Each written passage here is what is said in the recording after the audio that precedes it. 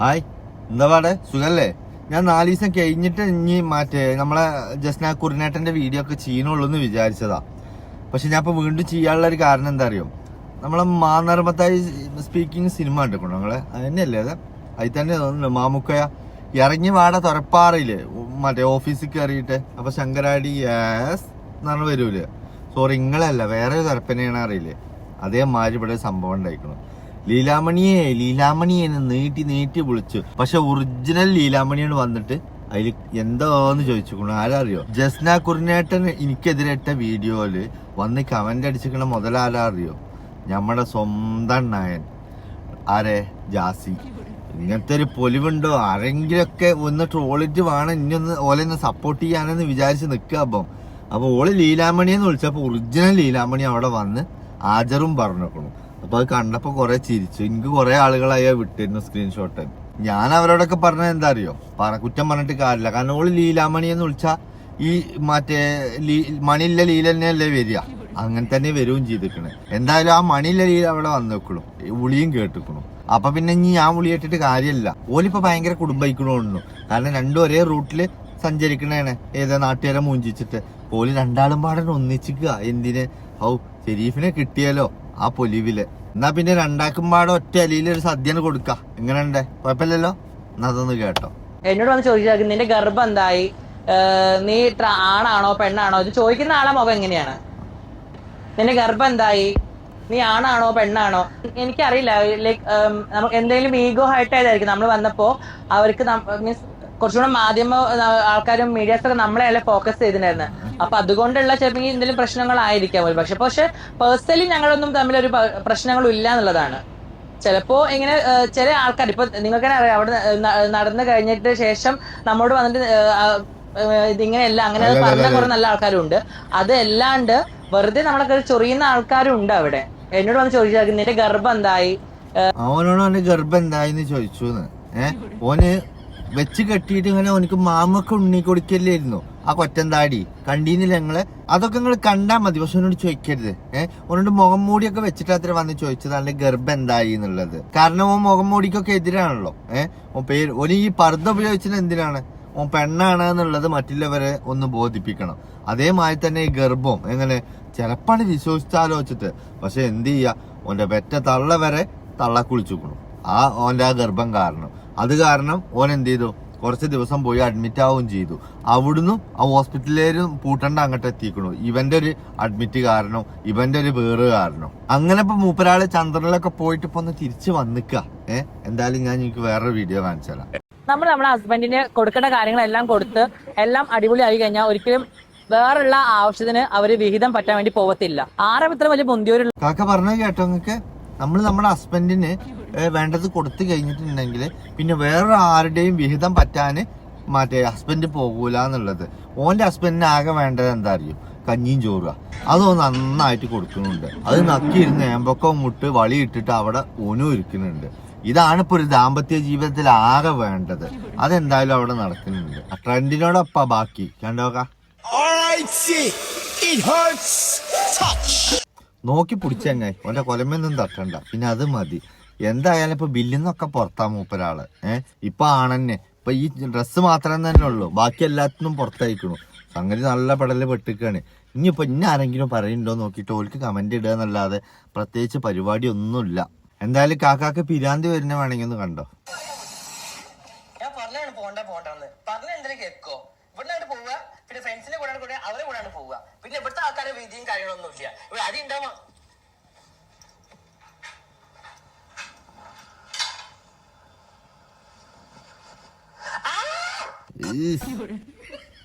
ചങ്ങായി ഇജ്ജ് വെറും ആണെന്നെ കേട്ടോ. ഗ്യാസും കുറ്റിക്ക് ജീവൻ വെച്ച മാതിരി തന്നെ എന്റെ രൂപം. പണ്ടും കൂടെ ഒരേ ഇളനീന്റെ മാതിരിയാ തലയൊക്കെ ആകെ ഒരു ഉരുണ്ടിട്ട്. നല്ല താടിയും മീശ ഉണ്ടായിരുന്നതാ. പടച്ചോനൊരാവശ്യമില്ലാതെ തന്നെ ഈ ചങ്ങായിക്ക് താടിയും മുടിയും മീശയൊക്കെ കൊടുത്തത്. ഓനായി ലേസറും വെച്ച് ഒഴിവാക്കിയിട്ട് ഇപ്പൊ പെണ്ണയിക്ക. ഇരുന്ന് പച്ചക്കറി നുറുക്കുകയാണേ. ഒന്നിനാത്രം പോകുന്നൊരു ചങ്ങായി ഒരു കൊലയും വെച്ചും കൊണ്ട് ഉളുപ്പുണ്ടോ ചങ്ങായി എനക്ക്. ഓനാണ് ഇപ്പൊ മറ്റുള്ളവരത് നോക്കാൻ നടക്കണത്. ഇതൊന്നും കണ്ടോക്കാണ് നിങ്ങളെ. ഓനക്ക് തിന്നാൻ വൈകിക്കണു. ഒന്നില്ലെങ്കിൽ ചെയ്ത തെറ്റിന് സോറി ചോദിക്കുക. എല്ലാവരും എന്താ ഈ വെള്ളം എടുത്ത് കുടിച്ചാൽ ഞാൻ പോയിസൺ കളിക്കുകയാണ്. ഈ വെള്ളം എടുത്ത് കുടിച്ചാൽ 2 ഓപ്ഷൻ ഉണ്ട്. കുറേ ആയാലും സഹിക്കണം. ഒന്നില്ലെങ്കിൽ ചെയ്തിട്ട് സോറി വയ്ക്കില്ലെങ്കിൽ വെള്ളം എടുത്ത് കുടിക്കുക ജാസി. മതി. ഓക്കെ കാക്ക നിക്കണോക്ക്. ഞാൻ ഒന്ന് ബാത്റൂമിൽ പോയിട്ട് വരട്ടെ. എവിടെയൊക്കെ പോയിക്കോ, പെട്ടെന്ന് വന്നോ, കാര്യം നോക്കോ. എന്ത് സൗണ്ട് അത്? 1 hour later. ജാസിയെ ജാസിയെ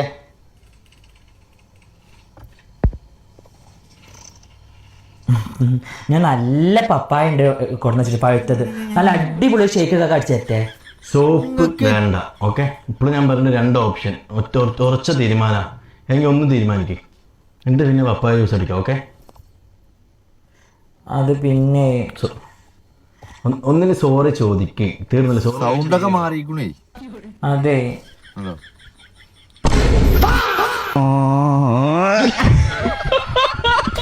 ചിരിച്ചളി ഞാൻ വെയിറ്റ് ചെയ്യാം. നിങ്ങൾ ചിരിച്ചിട്ടേ ബാക്കിയുള്ളൂ. കാക്ക എത്ര കഷ്ടപ്പെട്ടിട്ട് ഒരു തമാശ പറഞ്ഞതല്ലേ.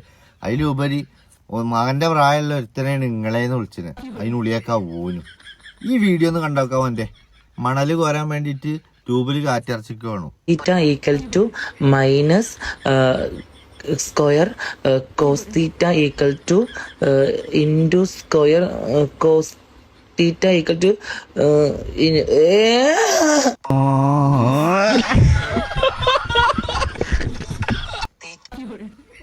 എന്താ കോമഡി ഇല്ലേ കാക്കാടെ? എടോക്കാ ഔല് വള്ളത്തിൽ വീണ മാതിരിയായില്ലേ. തീർത്തും കൂടെ ഇങ്ങട്ടെ. സൗണ്ട് ആണെങ്കിൽ ഒറിജിനൽ കാക്കാരെ സൗണ്ടും വന്നുകൂടും. എത്ര ലക്ഷം മുടക്കിയിട്ടാണ് മോനെ ആ സൗണ്ട് ഒന്ന് പെണ്ണുങ്ങളെ സൗണ്ട് ആക്കാൻ നോക്കിയത്. എന്നിട്ടും ഒരു മെനി ആയില്ല. ഈ ഇടുന്ന ഡ്രസ്സ് മാത്രമേ ഉള്ളൂ മോപ്പ പെണ്ണാണെന്ന് സ്വയം വിചാരിക്കുന്നത്. അല്ലാതെ ഇപ്പൊ എന്തുണ്ടാക്കാനാ? എന്തായാലും കപടഭക്തിക്ക് ഇപ്പൊ ഇനി കുരനേട്ടം പോയാലും കാക്കണ്ടല്ലോ. ഒരു രണ്ടാളും അങ്ങോട്ട് സുഖമായി ജീവിക്കട്ടെ. അതിന് വേണ്ട സപ്പോർട്ട് എന്താ വെച്ചാൽ ചമ്മക്കാണ് ചെയ്തു കൊടുക്കാം. ഏത് കുടുംബത്തിലായാലും വേണ്ട ചെറിയ കുട്ടീനൊന്നും കിട്ടിയാൽ മതി കാക്കാക്ക്. എന്നാലേ കാക്കാക്ക് അതിനെ കാക്കാന്ന് വിളിച്ചാൻ പറ്റുള്ളൂ. അപ്പൊ അങ്ങനെ നോക്കുകയാണെന്നുണ്ടെങ്കിൽ മറ്റേ ജസ്ന കുറിനേട്ടം ചെറിയ കുട്ടി അത്രേ. അത് വേറെ ആരും പറഞ്ഞല്ല, ജസ്ന പറഞ്ഞ തന്നെയാണ്. ഞാനൊന്ന് കേൾപ്പിച്ചേരാ. കണ്ടോ, നിങ്ങളത് ആദ്യം മുതൽ കേൾക്കണം. അപ്പോഴേ ഇതിന് ട്വിസ്റ്റ് ഉള്ളൂ. ഇതാ വീഡിയോസ് ഒക്കെ വളരെ കുറവാണ്. കുറവാവാനുള്ള കാരണം ഞാൻ പറഞ്ഞിട്ടുണ്ട്. ഉമ്മ ഹോസ്പിറ്റലിലാണ്. രാവിലെ അങ്ങോട്ട് പോവും. പിന്നെ ഈ ഒരു സമയമാകുമ്പോഴാണ് എത്തുക. ഈ ഒരു സമയം എന്ന് പറഞ്ഞാല് ഞാന് ഇതൊന്ന് ഫാസ്റ്റ് ആക്കട്ടെ. ഇത് എന്ത് അടിച്ച് കിറങ്ങിയിട്ടിരിക്കുകയാണെന്നാവോ. അപ്പോ ഇവളെ ഈ വർത്താനൊക്കെ പാടെ കഴിച്ചുമ്പോഴത്തിന് 3-4 ദിവസം എടുക്കും. അപ്പൊ ഞാനിന്നൊന്ന് ഫാസ്റ്റ് ആക്കട്ടെ കേട്ടോ. 33 ഈ ഒരു സമയമൊക്കെ ആവും വീട്ടിൽ തിരിച്ചെത്താൻ. അപ്പൊ അതുകൊണ്ടാണ് വീഡിയോസ് ഒക്കെ വളരെ കുറവായത്. പ്രത്യേകിച്ച് ഒരു കാര്യം പറയാണ്, ശത്രുക്കളോടല്ല കേട്ടോ, എന്റെ മിത്രങ്ങളോടാണ് പറയുന്നത്. ഒരുപാട് ആൾക്കാരുണ്ട്, അവരോടാണ് പറയുന്നത്. എന്റെ ഉമ്മക്ക് വേണ്ടിട്ടൊന്ന് പ്രാർത്ഥിക്കണം.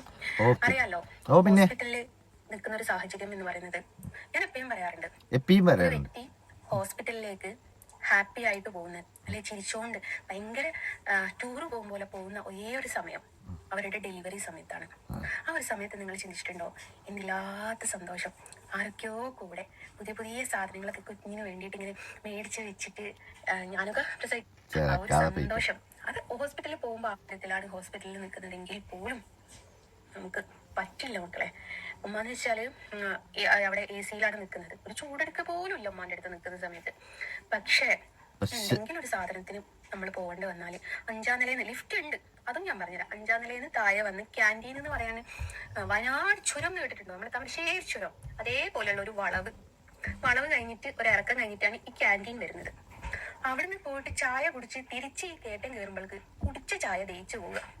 എന്തൊരു അവസ്ഥയാണെന്നറിയോ? പക്ഷേ ചായ കുടിച്ചിട്ടാണ് ഇറക്കമെങ്കിൽ നമുക്കൊരു സമാധാനം ഉണ്ടായിരുന്നു. ഇത് ചായ കുടിക്കാൻ ഒരു ഇറക്കത്തിലേക്കാ പോകുന്നത്. കുടിച്ചിട്ടാണ് ഈ കയറ്റം കൊണ്ട് കയറുന്നത്.